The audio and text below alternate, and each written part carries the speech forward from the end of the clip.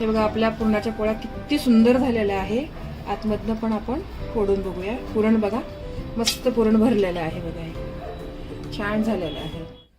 नमस्कार, मी कविताच टेस्टी फूडमध्ये सर्व खवय्यांचे पुन्हा एकदा स्वागत करते। यामध्ये पुरण वाटण्याची खूपच सोपी पद्धत दाखवलेली आहे। पुरण वाटण्यासाठी ना मिक्सरचा वापर केलेला आहे, ना पुरण यंत्रणेचा, ना पुरणाच्या चाळणीचा। या सोप्या पद्धतीने पुरण वाटले तर जास्त भांडे पण भरत नाही। पूर्ण रेसिपीमध्ये महत्त्वाच्या भरपूर छोट्या छोट्या टिप्स सांगितलेल्या आहेत, तरी व्हिडिओ कुठेही स्किप न करता पूर्ण पहा। चला तर ही गुबगुबीत पुरणाची पोळी कशी करायची ते पाहूया। तुम्ही या चॅनलला अजून सबस्क्राइब केले नसेल तर जरूर सबस्क्राइब करा, ते निशुल्क आहे। यासाठी लागणारे साहित्य: एक मोठा बाउल मी गव्हाचं पीठ घेतलं आहे, एक छोटी वाटी मैदा घेतला आहे, एक बाउल हरभऱ्याची डाळ घेतली आहे, त्याच प्रमाणात गूळ घेतलेला आहे, वेलची जायफळ पूड घेतली आहे, सुंठ पावडर, हळद आणि मीठ। इथे मी चण्याची डाळ घेतली आहे, तिला स्वच्छ निवडून याच्यातली काळी किंवा हिरवी डाळ असते ना, तर ती बाजूला काढून घ्यायची आहे आणि तिला स्वच्छ पाण्याने 2 ते 3 वेळा धुवून घ्यायची आहे। धुतल्यावर तिला 1 तास भिजवून घ्यायची आहे। ही चण्याची डाळ मी 1 तास आधी भिजवून घेतली आहे। अशी डाळ तुम्ही भिजवून घेतली ना तर ती लवकर शिजते, नाही तर चण्याची डाळ शिजायला वेळ लागतो। कुकर मध्ये मी हरभऱ्याची डाळ टाकलेली आहे भिजलेली। तुम्ही पातेल्यात पण ही डाळ शिजवू शकता, पण कुकर मध्ये शिजवली की लवकर होतं, पातेल्यात थोडा वेळ लागतो। तर एका वाटीला आपण 3 वाटी पाणी घालणार आहोत। याच वाटीने आपली 1 वाटी डाळ होते, त्याच्यानेच मी इथे 3 वाटी पाणी घालते।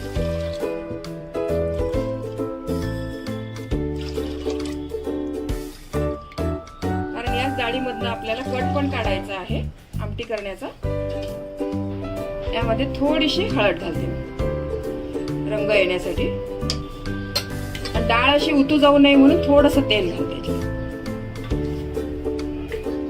डाळ मी इथं कुकर मध्ये शिजायला ठेवलेली आहे। आपण याच्या आता 4 शिट्ट्या काढून घेऊया।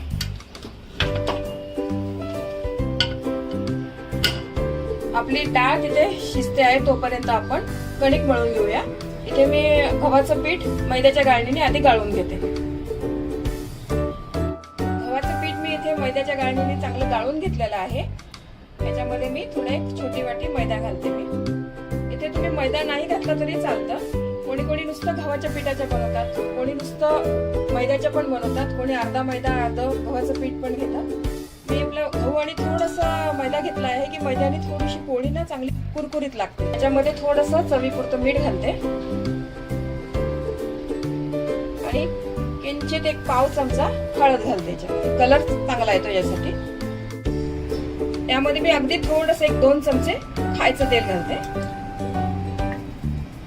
हे आपण चांगला एकजीव मिक्स करून घेऊया सर्व। आपल्याला ही कणिक आहे ना आपली पोळीसारखी घट्ट नाही, थोडीशी मऊ मळायची आहे।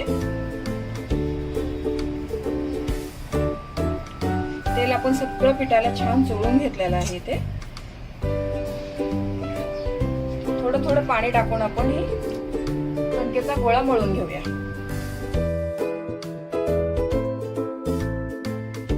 थोडीशी मी हळद टाकली आणि आपल्या कणकेचा कलर बघा किती सुंदर आलेला आहे।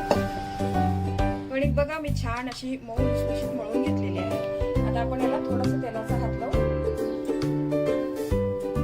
परत थोडीशी चुरून घ्यायची।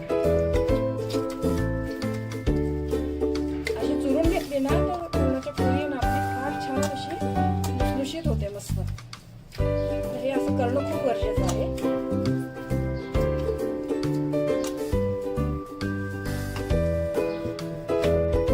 आपली कणिक छान आता मळून झालेली आहे। आपण हिला 1 अर्धा तास रेस्ट करायला ठेवूया। डाळ आता आपली शिजलेली असेल बघा, बघूया आपण आपली डाळ कशी शिजली आहे। आता डाळ बघा आपली आता मऊ मस्त शिजून झालेली आहे बघा, अक्षरशः लोण्यासारखी शिजलेली आहे। अशीच आपल्याला डाळ शिजलेली पाहिजे, त्याचंच पुरण छान एकदम मऊ बनतं मस्त। आता आपण हे गाळून घेऊया पूर्ण।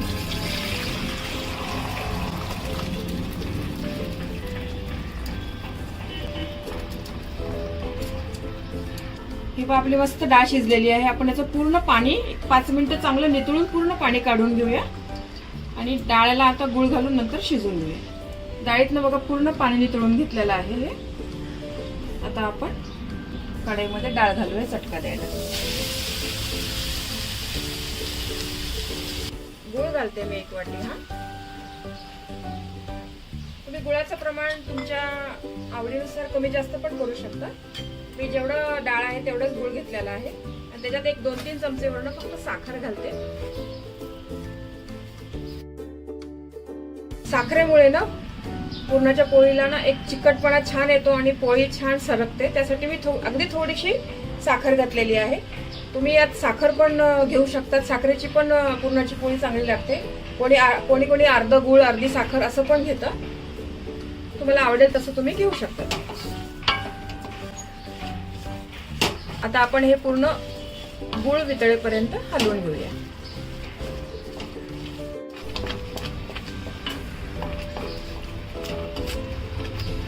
गूळ आता आपला वितळत आलेला आहे बघा पूर्ण. आपण घट्ट गोळा होईपर्यंत शिजवून घेऊया.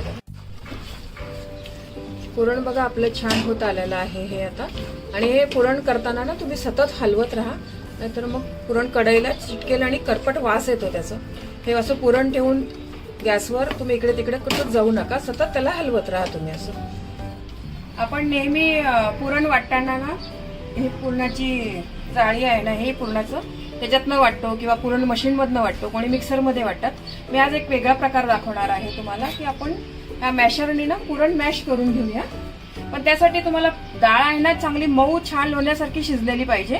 जर तुमच्या डाळीमध्ये कणी कणी राहिली असेल तर मग हे असं करू नका. तुम्ही डाळ छान पूर्ण मऊ शिजवून घ्या.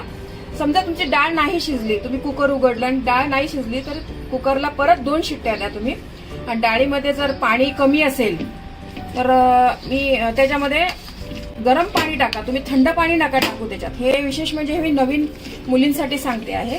हे आपल्या जुन्या बायकांना वगैरे हे माहिती असतं हे सगळं, पण नवीन मुलींना ह्या गोष्टी माहिती नसतात. ह्या पण मी अनुभवातूनच सांगते आहे. मी पण कारण माझ्याकडनं पण असं झालं होतं की डाळ थोडीशी राहिली होती. मला वाटलं हे त्याच्यामध्ये शिजून जाईल, पण ती शेवटपर्यंत काही डाळ शिजली नाही. ती अशी कणी कणी लागत होती पूर्णामध्ये. तर तसं करू नका. असं झालं तर मग परत डाळ कच्ची राहिली समजा तुमची तर त्याला 1-2 शिट्ट्या द्या. त्याच्या छान अशी मऊ शिजून हे बघा असं मस्त आपलं पुरण मॅश करून घ्या या मॅशरनी. म्हणजे तुम्हाला वाटायची गरज नाही पडणार मग, आणि भांडे पण तुमचे भरणार नाही. हे पहा आपलं पुरण मस्त मऊ करून घेतलेलं आहे मी अगदी बघा या हाताने. बघा असं डाळ अजिबात लागत नाहीये याच्यामध्ये. आपण हे एकाच कढईमध्ये करून घेतलेलं आहे, भांडी पण भरलेली नाही आहे. आता मी याला थोडं 5 मिनिटं गॅसवर ठेवून परत घट्ट करून घेते. हे पहा आपल्या पुरणाचा छान असा घट्ट गोळा झालेला आहे. आपलं पुरण घट्ट झालंय कसं समजायचं, हे आपलं उलटणं जर छान असं उभं राहिलं तर आपलं पुरण छान झालंय. ही पण एक टीप आहे याच्यामध्ये. मी भरपूर मध्ये मध्ये काही काही टिप्स सांगितलेल्या आहे. तर मी गॅस बंद करते. गॅस बंद केल्यावरच मी नेहमीप्रमाणे सांगते ना की गॅस बंद करूनच तुम्ही वेलची जायफळ पावडर टाका म्हणून. त्याचा सुवास छान लागतो शेवटपर्यंत. आणि याच्यामध्ये सुंठ पावडर घालते. सुंठ पावडरने ना पुरणची तर चव छान वाढतेच, पण पचायला पण पुरण छान हलकं होतं. चण्याची डाळ पचायला जड असते ना, तर सुंठमुळं हलकी होते पचायला. त्यामुळे तुम्ही सुंठ पावडर जरूर घाला याच्यामध्ये. चवीला तर खूप सुंदर लागतं सुंठ पावडर. पुरण आता आपलं पूर्ण झालेलं आहे बघा. मी एक पातेल्यात काढते आणि गार करून घेते. तुम्हाला जर वाटलं की तुमचं पुरण जरासं पातळ आहे, यातनं पोळी लाटता येणार नाही आपल्याला, तर तुम्ही हे पुरण आहे ना काढून फ्रीजरमध्ये किंवा फ्रीजमध्ये एक अर्धा तास 1 तासभर ठेवलं ना तर छान घट्ट होतं हे असं, आणि लाटायला पोळी इझी पडतं. ही पण एक टीप आहे याच्यामधली. नवीन मुलींना असं होऊ शकतं की थोडंसं पातळ आहे, लाटायला नाही जमत आहे. तुम्ही फ्रीजमध्ये जरूर ठेवा. आणि बघा आपली छान मुरलेली आहे. 1 तासभर झालंय तिला भिजवून ठेवलेली आहे. आता आपण पोळ्या करून घेऊया पुरणाच्या. त्यासाठी आपण आता मी 4-5 आधी गोळे तयार करून घेते. हाताला चिटकत असेल तर थोडंसं पीठ लावून घ्या. मी आपल्या ह्या पोळपाटाला ना एक रुमाल लावून घेतलेला आहे, त्याच्याने आपल्याला पोळ्या छान लाटता येईल. आणि याच्यावर तांदळाचं पीठ टाकून घेते मी जरा.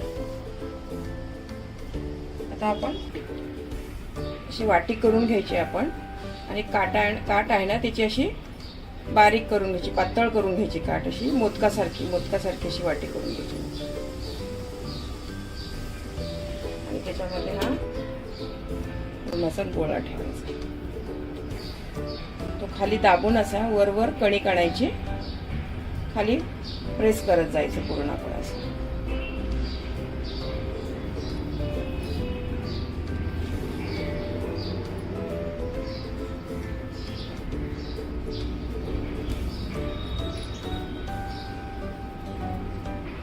थोडंसं तुम्हाला कणिक जास्त वाटले तर तुम्ही काढू पण शकता.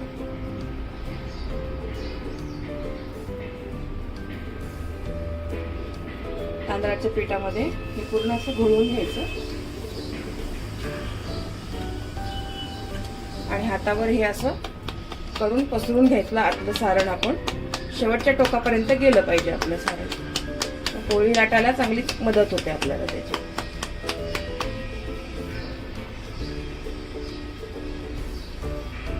परत तांदळाचं पीठ घेऊन आपण अलगद हाताने पोळी लाटून घेऊया.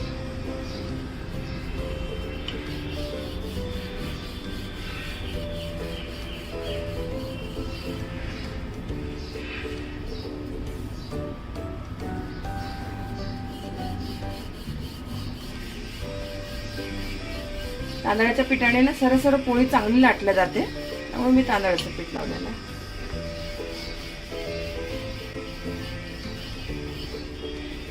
तुम्हाला पोळी जर उलटता येत नसेल तर तुम्ही पोळपाट पण थोडंसं असं फिरवू शकता.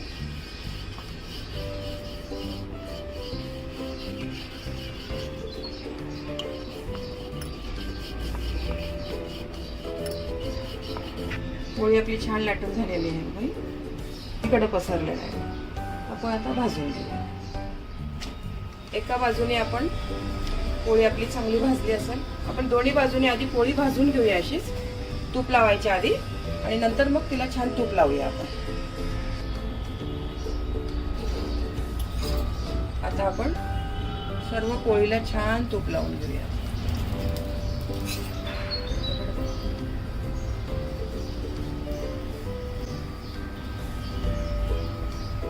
मस्त पोळी आपली दम फुगली आहे.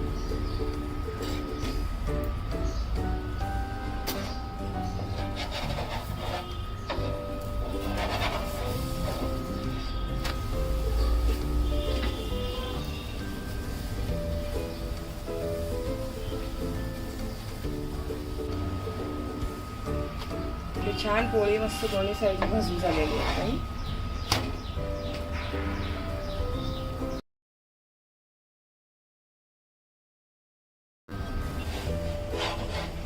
अशाच आपण बाकीच्या पण पोळ्या तयार करू. हे बघा आपल्या पुरणाच्या पोळ्या किती सुंदर झालेल्या आहे. आतमधनं पण आपण फोडून बघूया. पुरण बघा मस्त पुरण भरलेलं आहे बघा, हे छान झालेलं आहे. या टिप्स वापरून तुम्ही पुरणपोळी नक्की बनवून बघा, तुमची ही पुरणपोळी छान होईल. ही पुरणाची पोळी दूध किंवा तुपाबरोबर फार सुंदर लागते. हा व्हिडिओ मोठा झाल्यामुळे कटाच्या आमटीची रेसिपी पुढील व्हिडिओत नक्की शेअर करेल. हे पहा तयार झालेले आहे होळी निमित्त महाराष्ट्रीयन पद्धतीने पुरणाच्या पोळीचे संपूर्ण ताट. या होळीला या पद्धतीने पुरणाची पोळी नक्की करून पहा. होळीला पुरणाची पोळी, कटाची आमटीचा बेत नक्की करा. खूप आवडेल तुमच्या घरी सर्वांना. तुम्हाला ही रेसिपी आवडली असेल तर तुमच्या मित्रमैत्रिणी आणि नातेवाईकांबरोबर शेअर करा. व्हिडिओला लाईक करा व चॅनलला सबस्क्राईब करा. रेसिपीला कमेंट्स करा. तुमच्या कमेंट्स वाचायला मला फार आवडतात. तुमच्या लाईक्स आणि कमेंट्समुळे माझा उत्साह वाढतो आणि नवनवीन व्हिडिओ बनवण्यासाठी प्रोत्साहन मिळते. त्याचबरोबर तुम्ही मला फेसबुक, इंस्टाग्राम आणि पिनट्रेस्टवर देखील फॉलो करू शकतात. त्यांची लिंक डिस्क्रिप्शन बॉक्समध्ये दिलेली आहे. तुम्ही ही रेसिपी कोणत्या गावातून पाहताय तेही सांगा. तर पुन्हा भेटूया एका नवीन रेसिपीसह. तोपर्यंत मस्त खा, काळजी घ्या. धन्यवाद.